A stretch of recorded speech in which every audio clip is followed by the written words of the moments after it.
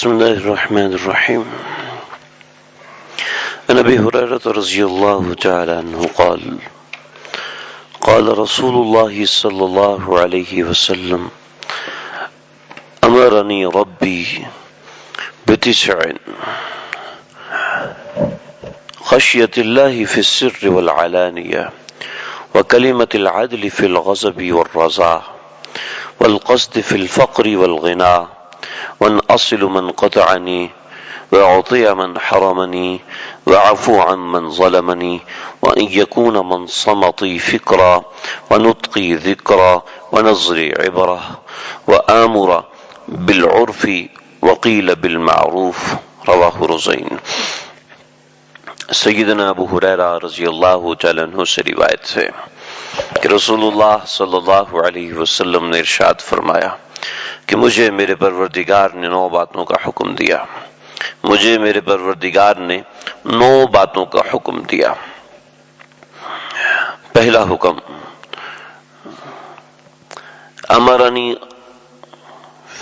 خشیت اللہ فی السر والعلانیہ، پہلا حکم یہ دیا کہ میں اپنے ظاہر میں بھی اللہ سے ڈروں اور باطن میں بھی اللہ سے ڈروں۔ یہاں پر ڈرنے کے لیے جو لفظ ہے وہ خشیت کا لفظ استعمال کیا۔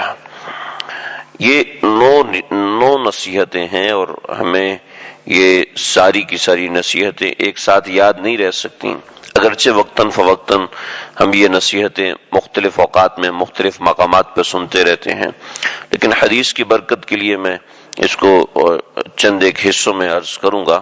سب سے پہلی چیز، حضرت ابو ہریرہ رضی اللہ تعالیٰ عنہ سے ایسی بہت سی روایات جو کہ طویل ہیں، یہ منقول ہیں۔ مروان بن جو حکم تھا وہ بنو امیہ کا ایک بہت بڑا خلیفہ تھا، اسی کے آگے نسل میں عبد الملک بن مروان اور سلمان بن عبد الملک، اور یہ آگے اس کی نسل چلی ہے، تو جن کی حکومت خلافت بنو امیہ کے نام سے آگے بڑھتی رہی۔ تو یہ اس نے ایک مرتبہ کہا کہ اتنی لمبی لمبی باتیں حضرت ابو ہریرہ کو زبانی یاد ہوتی ہیں، تو ہم ان کا امتحان لیتے ہیں۔ چنانچہ انہوں نے حضرت ابو ہریرہ رضی اللہ عنہ کو یاد فرمایا۔ چنانچہ حضرت ابو ہریرہ تشریف لائے تو کہا کہ آپ ہمارا جی چاہتا ہے کہ آپ ہمیں کچھ حدیثیں سنائیں۔ تو سیدنا ابو ہریرہ رضی اللہ تعالیٰ عنہ نے انہیں 100 حدیثیں سنائیں۔ تو پیچھے انہوں نے کاتب بٹھایا ہوا تھا، اس کاتب نے جلدی جلدی وہ 100 کی 100 روایات لکھ لیں۔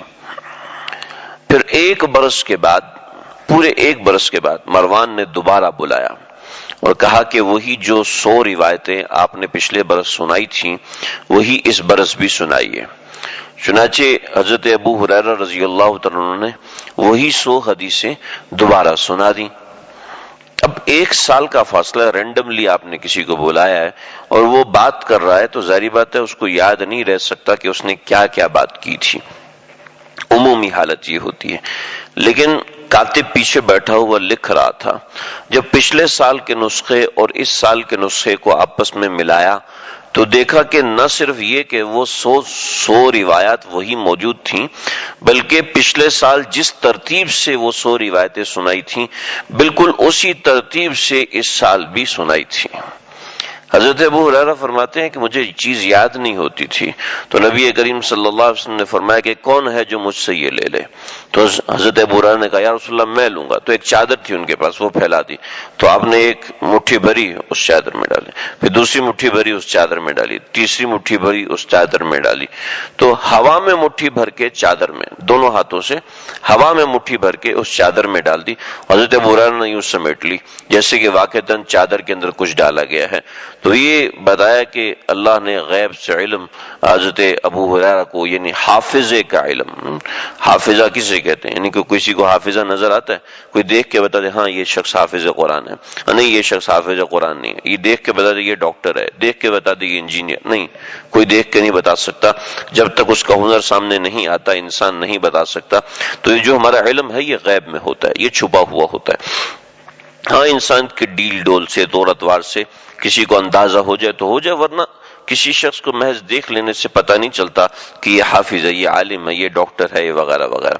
تو سیدنا ابو ہریرہ رضی اللہ عنہ کو ایسے ہی حافظ اللہ رب العزت نے عطا فرمایا تھا، تو ظاہر بات ہے ان کا معاملہ اور ہے۔ تو پہلی نصیحت نبی کریم صلی اللہ علیہ وسلم کی یہ ہے کہ ظاہر اور باطن میں اللہ سے ڈرنا۔ صدیق کی تعریفوں میں سے ایک تعریف یہ ہے کہ الذی یکون ظاہرہ و باطنہ، کہ اس کا ظاہر جو ہے وہ باطن کی طرح ہو، یعنی ظاہر اور باطن اس کا ایک ہی ہو، اس کے ظاہر اور باطن میں کوئی فرق نہ ہو۔ یہ نہیں کہ سب کے سامنے تو بہت نیک ہے لیکن تنہائی میں وہ ننگ یزید ہے، تنہائی میں وہ برائیاں نہیں چھوڑتا۔ ظاہر اور باطن، ظاہر میں جتنا اللہ کا ڈر ہے باطن میں بھی اتنا ہی اللہ کا ڈر ہو۔ یہ نہیں کہ لوگوں کے سامنے تو بڑا ناصح ہے اور بڑا امین ہے، بڑا صادق ہے اور سچا ہے، اور تنہائی میں جا کے وہی شیطان بن جائے۔ ظاہر اور باطن دونوں ایک، ضرور ظاہر الاسم و باطنہ، کہ ظاہری گناہ بھی چھوڑنے ہیں اور باطنی، یعنی سب کے سامنے، سر میں بھی اللہ کے سامنے انسان ویسا رہے جتنا اعلانیہ میں اللہ کے سامنے رہتا ہے، یعنی سب کے سامنے جیسے اللہ کے ساتھ رہتا ہے ویسے ہی تنہائی میں بھی رہے۔ نمبر 1۔ نمبر 2، سچی اور راست بات کہنا، غصہ اور رضامندی کی حالت میں، یعنی جب آدمی خوش ہوتا ہے تو کسی کی تعریف کرتا ہے، اس کا عیب چھپاتا ہے، لیکن جب غصہ آتا ہے تو اس حالت میں اس کے بالکل برعکس کرتا ہے۔ تو دونوں حالتیں یکساں ہونی چاہیے، یہ نہیں کہ غصہ آیا تو کسی کی غیبت کرنا شروع کر دی، اور جب اس کے سامنے کھڑے ہوئے تو جی آپ تو بہت اچھے ہیں، آپ تو ایسے ہیں، آپ تو ویسے، آپ نے تو ہمارے محسن ہیں، آپ تو، اور جب وہ چلا جائے اور جب آپ کو غصہ آئے تو اسے ہے تو محسن لیکن ایسے کوئی کرتا ہے جیسے اس نے کیا، ہاں کوئی چند پیسے دینے کا یہ مطلب تھوڑی آپ ہمارے سر پہ چڑھ جاؤ، چند تھوڑے سے احسان کرنے کا مطلب یہ تھوڑی ہوتا، اور سامنے جی جی جی آپ تو بہت ماشاءاللہ آپ تو یہ اور وہ، ایسا نہیں ہونا چاہیے کہ راست بات کہے، ایک ہی بات ہو جو کہ تنہائی میں بھی ہو، اس کے سامنے بھی ہو، غصے میں بھی ہو، نرمی میں بھی ہو، یعنی ایک ہی بات ہو۔ وَكَلِمَةُ الْعَدْلِ فِي الْغَضَبِ وَالرَّضَا، کہ کلمۃ العدل یعنی ایک بات کہے، برابر بات کہے۔ اور ہمارے ہاں یہ ہوتا ہے کہ جب کسی کی تعریف کرتے ہیں تو پوری کتاب بھر دیتے ہیں، اور جب کسی کی برائی بیان کرتے ہیں تو اس کو پورا گٹر بنا دیتے ہیں، یعنی تعریف کیا تو اتنا اوپر بڑھا دیا کہ اس سے بڑھ کے کوئی ہے ہی نہیں، اور جب برا کہا تو تعریف کیا تو ایسا تعریف کیا کہ وہ آسمان پہ چڑھ گیا، اور جب برا بیان کیا تو بس پھر اس کی خیر نہیں کہ جب کسی کی برائی بیان کرنا شروع کر دے۔ نہیں، یہ طریقہ کار بالکل صحیح نہیں۔ باتوں میں، کلام کے درمیان عدل ہونا چاہیے، برابری ہونی چاہیے، یہ نہیں کہ ایک کو تو آسمان پہ چڑھا دیا اور دوسرے کو کنویں میں گرا دیا، ایک کو تو خوشبو کا بنا دیا اور دوسرے کو گٹر کا کیڑا بنا دیا، ایسا نہیں ہونا چاہیے۔ جیسے کہ آج کل خاص طور پہ ہمارے سیاسی میدان میں، خاص طور پہ ہمارے گھریلو معاملات میں یہ سب ہوتا ہے کہ کسی ایک کی تعریف اتنی کرتے ہیں اور دوسرے کی تنقیص اتنی کرتے ہیں، کسی کی تعریف اتنی کی کہ اس کی خامیوں پہ نظر اس کی ختم ہوگی، اس کا نقصان ہو گیا، اور کسی کی تنقیص اتنی کی کہ اس کی خوبیوں کو دیکھا ہی نہیں، حالانکہ اس کی اتنی خوبیاں ہیں لیکن ایک خامی چکے مجھے نظر آ رہی ہے اس وجہ سے، تو یہ بات غیر مناسب ہے، یہ عمل بالکل بھی درست نہیں ہے جو ہمارے مزاج کی ایک روش بنی ہوئی ہے۔ اللہ ہماری حفاظت فرمائے۔ تو یہ دو باتیں ہیں جو کہ پہلی نصیحت ہے، بقیہ نصائح انشاءاللہ آئندہ عرض کروں گا۔ اللہ تعالیٰ سمجھنے کی، عمل کرنے کی توفیق عطا فرمائے۔